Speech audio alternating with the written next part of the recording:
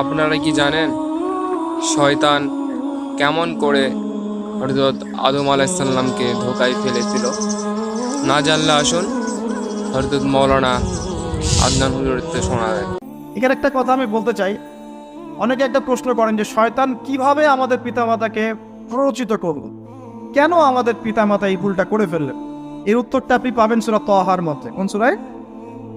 শয়তান একটা বিশাল ট্র্যাপ সৃষ্টি করেছিল এবং সে একদিনও ওয়াসওয়াসা দেয়নি, বারংবার দিয়েছে। ট্র্যাপটা ছিল এই, শয়তান বলেছিল আমাদের পিতামাতাকে, ইয়া আদম, হে আদম, হাল আদুল্লুকা, আমি কি তোমাকে জানিয়ে দিব, আলা শাজারাতিল খুলদি ওয়া মুলকিন লা ইয়াবলা।